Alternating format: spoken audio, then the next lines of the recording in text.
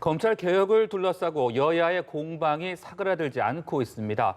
여당은 윤석열 검찰총장 책임론까지 거론하며 검찰 개혁의 필요성을 강조하고 있는데요. 네, 그런가 하면 야당은 대통령 본인이 검찰 개혁을 가로막고 있다고 비판했습니다. 국회 연결하겠습니다. 최덕재 기자. 네, 국회입니다. 문재인 대통령이 검찰 스스로 개혁안을 마련해야 한다고 했죠. 이 발언 직후 여야의 갈등은 사그라들 기미가 보이지 않고 있습니다.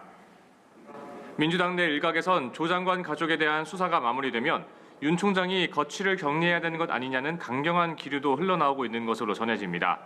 민주당 의원들의 모임인 민주평화국민연대, 초재선 의원들의 모임인 더 좋은 미래와 더 미래 구상은 검찰개혁 완수를 위한 국회 토론회를 열고 검찰개혁 필요성에 공감대를 나눴습니다.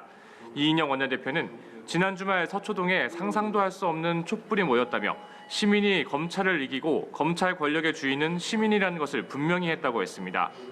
이 밖에도 민주당은 당내 검찰개혁특별위원회 등을 통해서 검찰개혁을 위한 노력을 진행해야 할 방침입니다. 반면 야당은 한 목소리로 반발했습니다. 자유한국당은 검찰개혁을 가로막고 있는 게 바로 문 대통령 본인이라고 비판했습니다. 황교안 대표는 국가정상화특별위원회 임명장 수여식에서 조국 사태로부터 나타난 민낯은 평등이 아니라 불평등이었다면서 조국 사태의 본질은 권력형 게이트라고 주장했습니다. 나경원 원내대표도 여권에서 윤석열 경질 요구가 나오는 등 자신들이 임명한 검찰총장이 이 정권의 치부를 드러내려 하자 이제와 토사구팽하려 한다고 목소리를 높였습니다. 네, 그리고 오늘 교육, 사회, 문화 분야 국회 대정부 질문이 열렸는데요. 조국 장관을 놓고 설전이 오갔습니다. 이 내용도 전해주시죠. 네, 그렇습니다. 말씀하신 것처럼 오늘 국회에서는 교육, 사회, 문화 분야 대정부 질문이 열렸습니다. 최근 논란의 중심에 서 있는 조국 법무부 장관을 가운데 놓고 여야가 설전을 벌였습니다.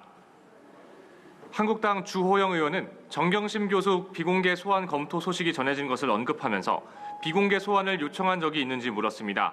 이에 조 장관은 전혀 그런 적이 없다며 언제든 소환에 적극 협력하겠다고 했습니다. 조 장관의 거취에 대한 문제 제기도 이어졌는데요. 바른미래당 김수민 의원은 법무부 장관을 사퇴하고 법의 심판을 받아야 하는 게 아니냐고 물었고, 이에 조 장관은 가족 모두 법 앞에 평등하다며 절차에 따라 조사받겠다고 밝혔습니다.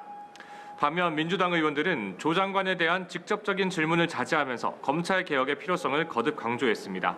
지금까지 국회에서 전해드렸습니다.